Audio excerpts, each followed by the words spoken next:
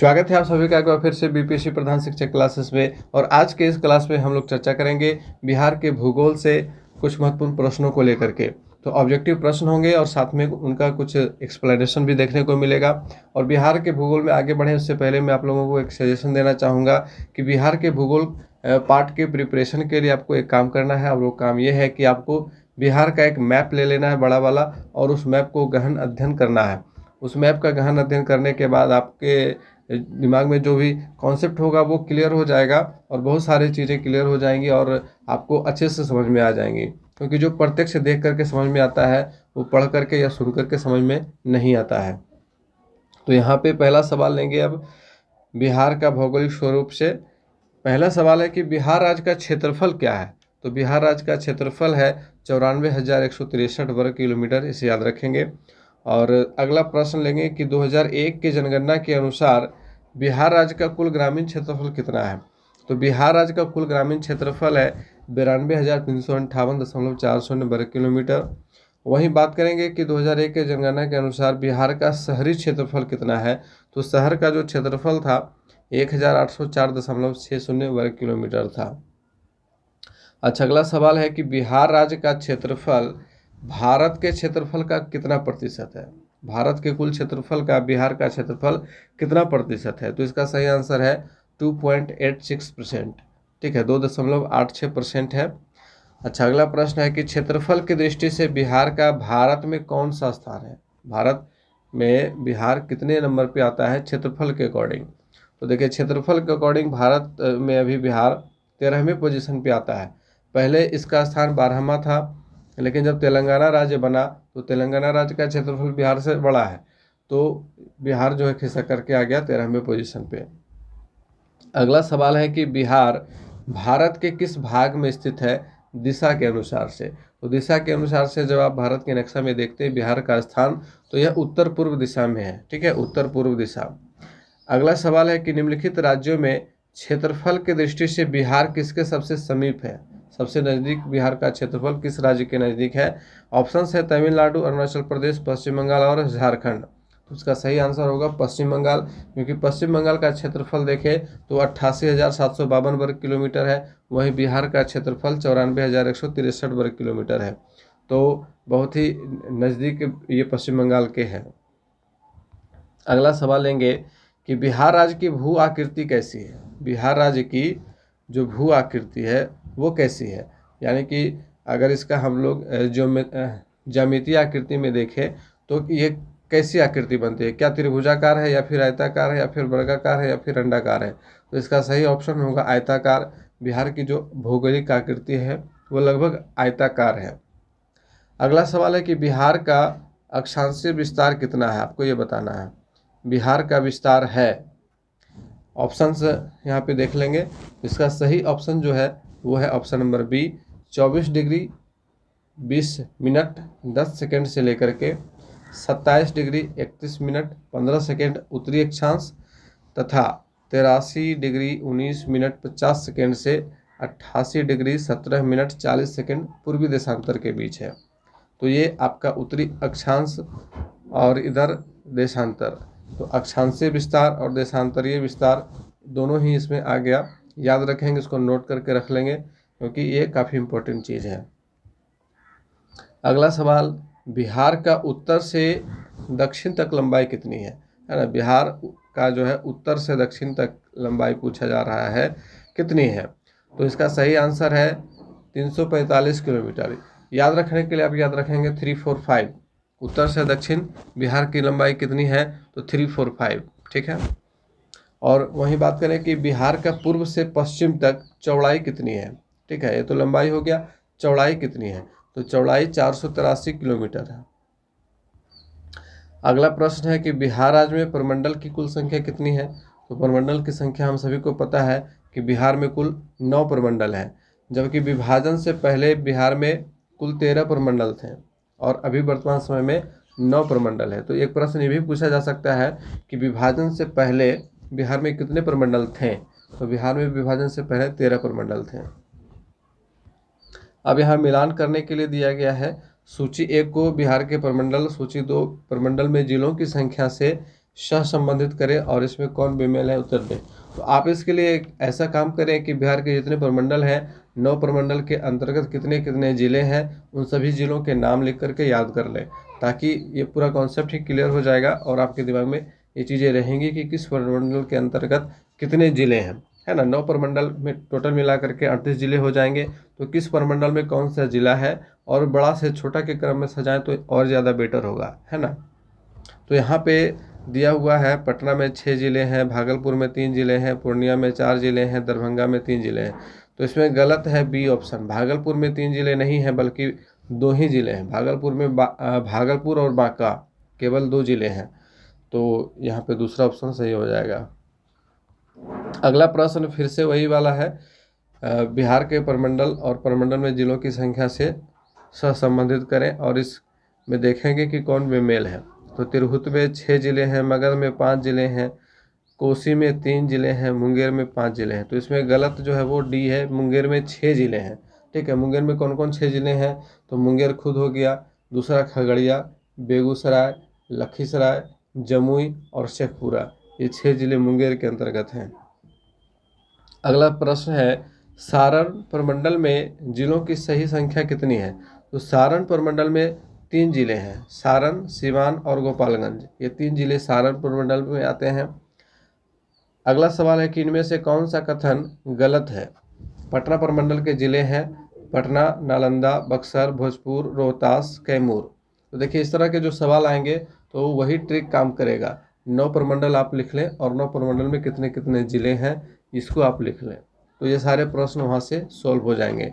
तो इसमें कौन सा कथन गलत है, यहाँ पे डी ऑप्शन जो हमारा है, दरभंगा प्रमंडल के ज़िले दरभंगा, सहरसा और सुपौल दिया हुआ है, जो कि गलत है। जो कि सही आंसर है कि दरभंगा में दरभंगा, मधुबनी एवं समस्तीपुर आते हैं।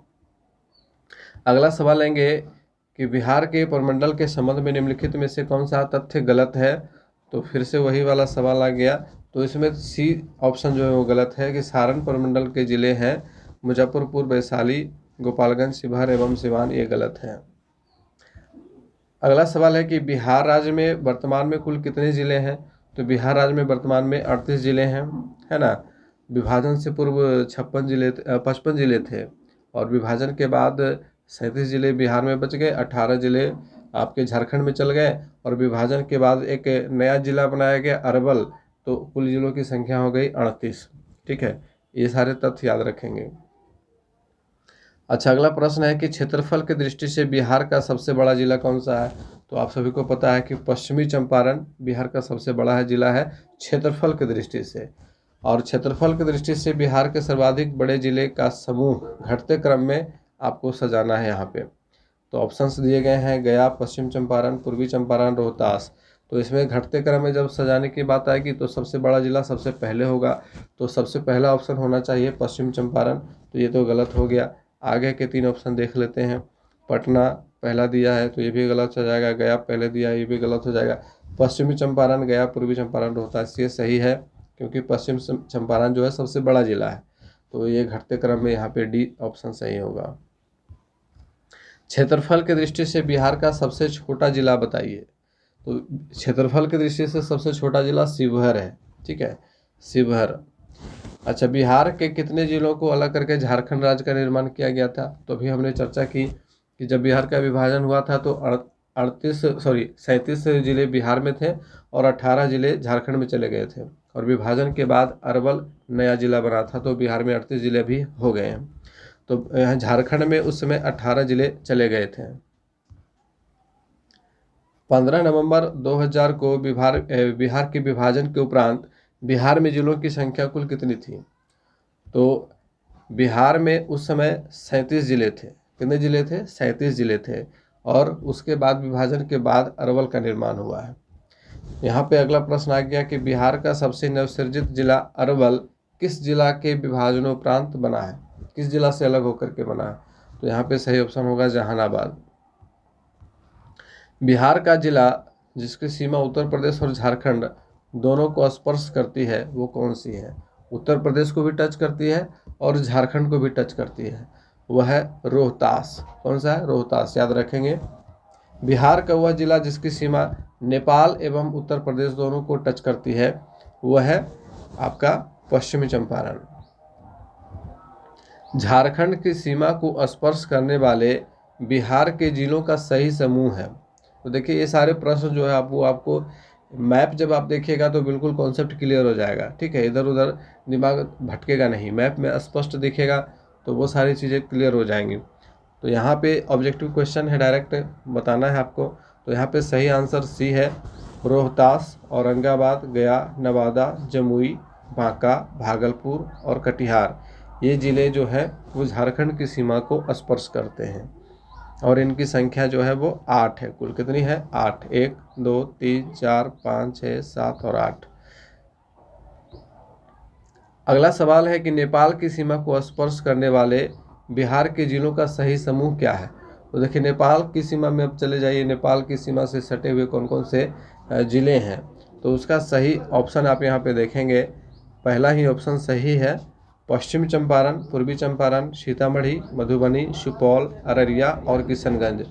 1 2 3 4 5 6 7, ये 7 ज़िले जो है वो नेपाल की सीमा से स्पर्श करते हैं। 8 ज़िले आपके झारखंड की सीमा से स्पर्श करते हैं।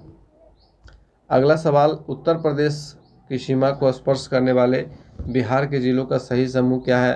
तो आप उत्तर प्रदेश में चले जाइए, उत्तर प्रदेश से टच करते हुए कौन कौन से ज़िले हैं। तो इसका सही ऑप्शन बी है, पश्चिम चंपारण, गोपालगंज, सिवान, सारण, भोजपुर, बक्सर और भभुआ, ये 7 ज़िले जो है उत्तर प्रदेश से टच करते हैं। तो 7 ज़िले नेपाल से भी टच करते हैं, 7 उत्तर प्रदेश से भी टच करते हैं। अगला सवाल देखेंगे कि बिहार का कौन सा जनपद झारखंड से अंतर्राज्य सीमा नहीं बनाता है। तो बिहार का कौन सा जनपद झारखंड से अंतर्राज्य का सीमा नहीं बनाता है, वो है बक्सर। बक्सर जो है वो झारखंड के साथ नहीं है। गया, जमुई और नवादा ये झारखंड से सटे हुए हैं, जबकि बक्सर झारखंड से स्पर्श नहीं करता है।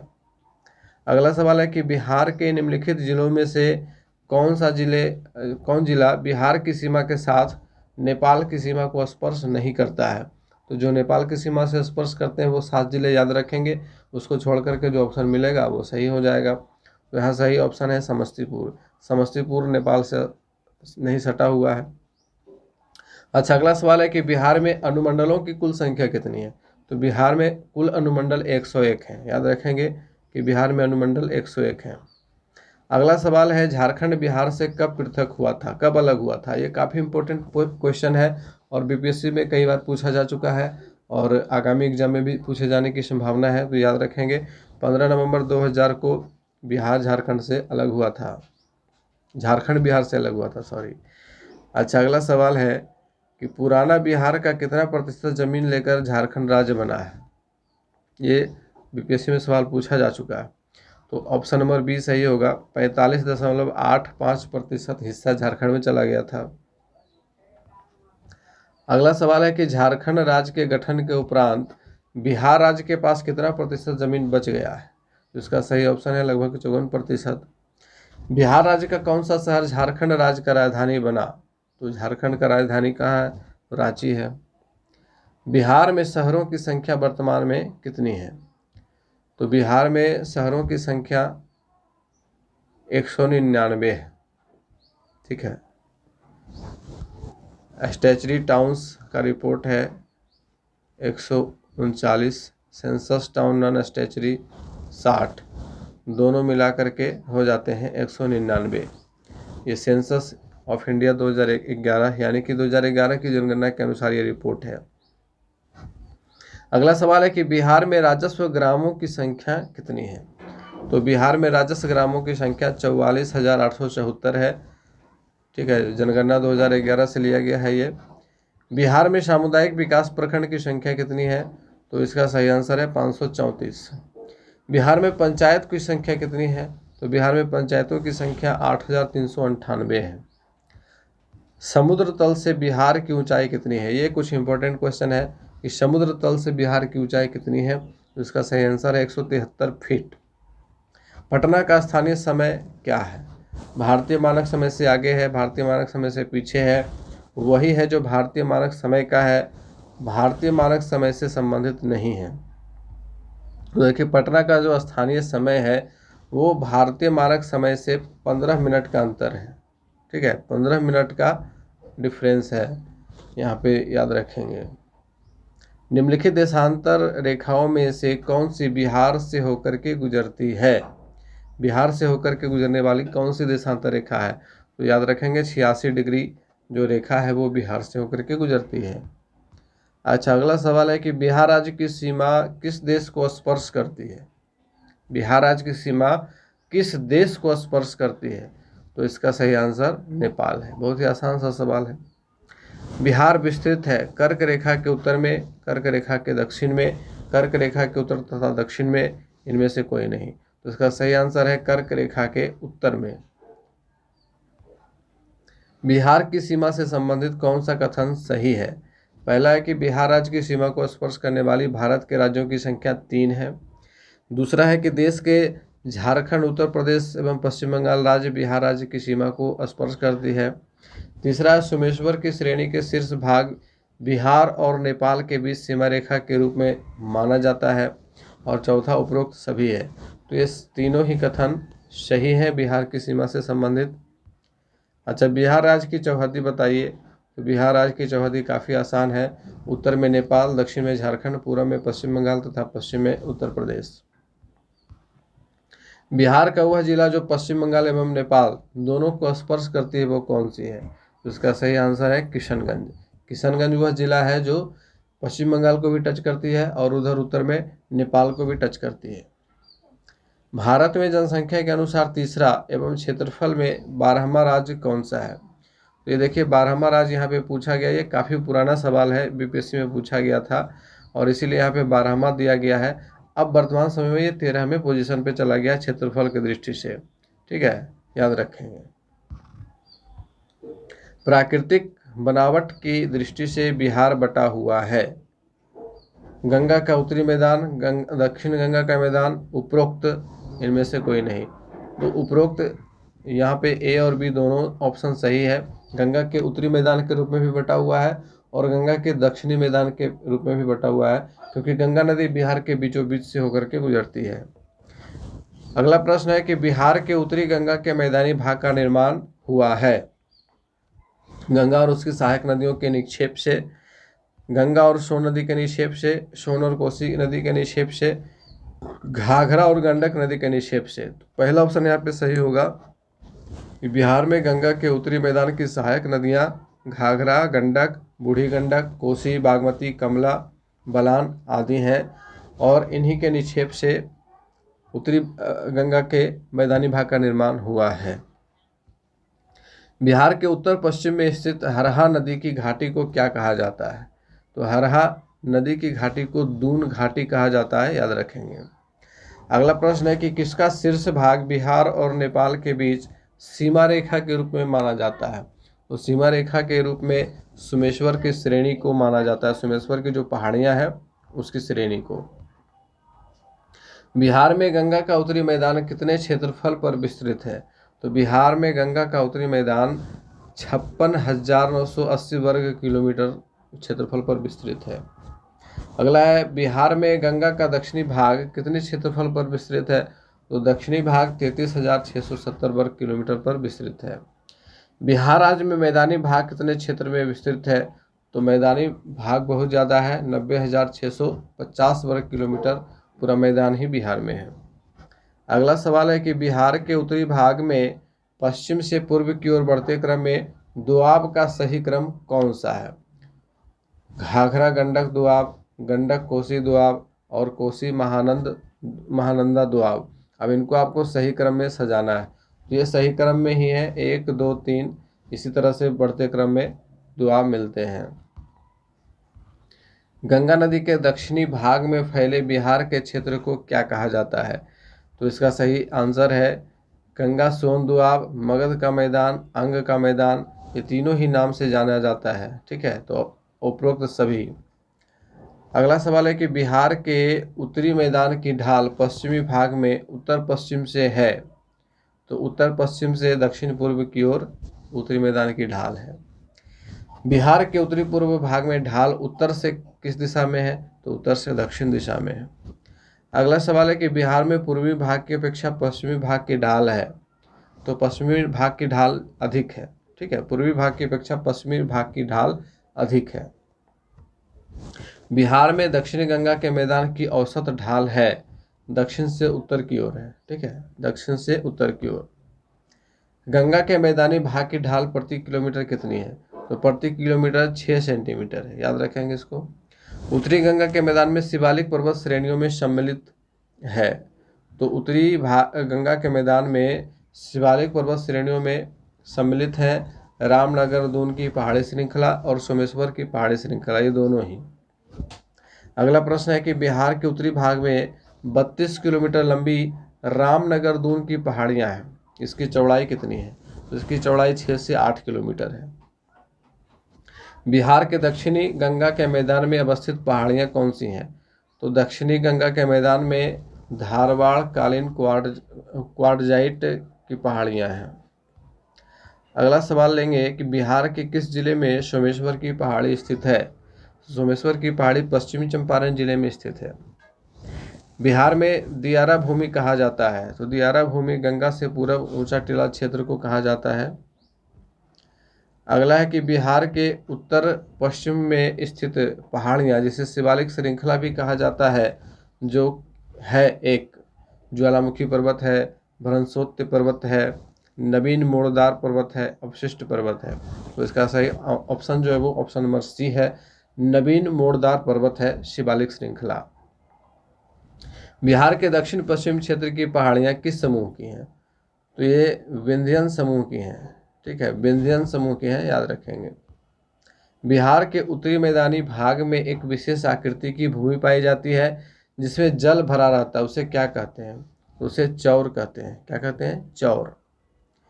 अगला प्रश्न है कि गंगा के उत्तरी मैदानी भाग में कांप, मिट्टी और बालू से निर्मित भाग को क्या कहा जाता है, तो कांप, मिट्टी और बालू से निर्मित भाग को दियारा कहा जाता है, टाल क्षेत्र के नाम से हम लोग इसको जानते हैं।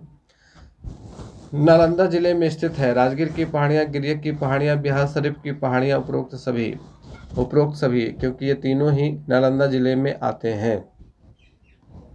अगला प्रश्न है बिहार के उत्तरी पश्चिमी भाग में स्थित पहाड़ी जिसे शिवालिक श्रेणी की पहाड़ी कहा जाता है का निर्माण किस काल में हुआ, तो इसका निर्माण प्लीस्टोसीन काल में हुआ। अगला प्रश्न है निम्न में बिहार का कौन सा सर्वोच्च स्थान है, सबसे ऊंचा स्थान, तो सोमेश्वर की पहाड़ी है। ठीक है। अगला प्रश्न है कि बिहार का सर्वोच्च श्रृंग, श्रृंग का मतलब चोटी, तो बिहार का सर्वोच्च श्रृंग कौन सा है, सोमेश्वर की श्रेणी ही है। बिहार की सर्वोच्च श्रृंग की ऊंचाई कितनी है, तो इसका 874 मीटर ऊंचा है। बिहार की सोमेश्वर श्रेणी है पारसनाथ पहाड़ी से पुरानी है, राजमहल पहाड़ी से पुरानी है, खड़गपुर पहाड़ी से पुरानी है, इनमें से कोई नहीं। तो यहाँ पे ऑप्शन नंबर डी है, इनमें से कोई नहीं। अगला प्रश्न है कि बिहार के उत्तरी मैदानी खंड को कौन सी नदी 2 भागों में बांटती है, तो इसका सही आंसर है उत्तरी मैदानी खंड को 2 भाग में बांटने वाली नदी बागमती है। बिहार राज्य के पश्चिमोत्तर कोने पर हिमालय की एक चोटी है, इसे किस नाम से जाना जाता है, तो पश्चिमोत्तर कोने पर हिमालय की एक चोटी है, इसे सोमेश्वर की पहाड़ी के नाम से जाना जाता है। अगला है इनमें से कौन सा कथन गलत है। बांका जिले के दक्षिणी भाग में अवशिष्ट पहाड़ियां हैं, खड़गपुर की पहाड़ी में चूना पत्थर की प्रधानता है, रोहतास की पहाड़ी में चूना पत्थर के साथ साथ बालू पत्थर भी पाए जाते हैं, और राजगीर की पहाड़ी में प्रीकैम्ब्रियन चट्टानें पाई जाती हैं। तो इसका सही आंसर ऑप्शन नंबर बी है, खड़गपुर की पहाड़ी में चूना पत्थर की प्रधानता है, ये गलत है। अगला सवाल है कि इनमें से कौन सा कथन सही है। सहरसा जिला उत्तरी बिहार के तराई में अवस्थित है, कामर झील बेगूसराय एवं समस्तीपुर की सीमा पर अवस्थित है, कर्मनाशा नदी बक्सर जिला के पश्चिमी सीमा पर अवस्थित है, चीर और सुखानिया नदी खगड़िया जिला में स्थित है। तो इसका सही आंसर सी है, कर्मनाशा नदी बक्सर जिला के पश्चिमी सीमा पर अवस्थित है, ये सही है, बाकी सारे कथन गलत हैं। बिहार राज्य की औसत ऊंचाई समुद्र तल से कितनी है, तो औसत ऊंचाई 53 मीटर के लगभग है, 52.73 मीटर आता है। अगला प्रश्न लेंगे, सोमेश्वर श्रेणी नेपाल के साथ कितनी किलोमीटर लंबी अंतर्राष्ट्रीय सीमा का निर्माण करती है? तो इसका सही आंसर लगभग 60 किलोमीटर अंतर्राष्ट्रीय सीमा का निर्माण करती है। अगला प्रश्न है, भूगर्भिक काल में गंगा का मैदान एक सागर था, उसका नाम क्या है? उसका नाम है टेथिस सागर। क्या है? टेथिस सागर। अगला प्रश्न है कि अभ्रक प्रधान शिष्ट चट्टानें जिलों के किस समूह में पाई जाती है? यानी कि अभ्रक प्रधान जिले कौन से हैं? तो डी, बांका, जमुई और नवादा। पश्चिमी चंपारण जिला के शिवालिक पहाड़ी में इनमें से कौन सी चट्टान की प्रधानता पाई जाती है? तो परतदार चट्टानें पाई जाती हैं। कौन सी चट्टानें? परतदार चट्टानें शिवालिक पहाड़ी में। गलत जोड़े की पहचान कीजिए। आपके सामने यहाँ पे है जिला और पहाड़ी दिया हुआ है, तो इसमें सही ऑप्शन डी है। भागलपुर में मंदार की श्रेणी नहीं है। मंदार पर्वत जो है वो बांका में है। कहाँ है? बांका में है, याद रखेंगे। तो आज के इस क्लास में हम लोगों ने बिहार के भूगोल से 88 प्रश्नों को देखा। इसके बाद फिर से अगले क्लास में बिहार की मृदा और बिहार की जलवायु से कुछ प्रश्न देखने को मिलेंगे। तो बने रहेंगे हमारे साथ, और चैनल पे नए हो तो सब्सक्राइब कर लेंगे। वीडियो अच्छा लगा तो लाइक ज़रूर करेंगे। मिलते फिर से अगले क्लास में, तब तक के लिए गुड बाय, टेक केयर।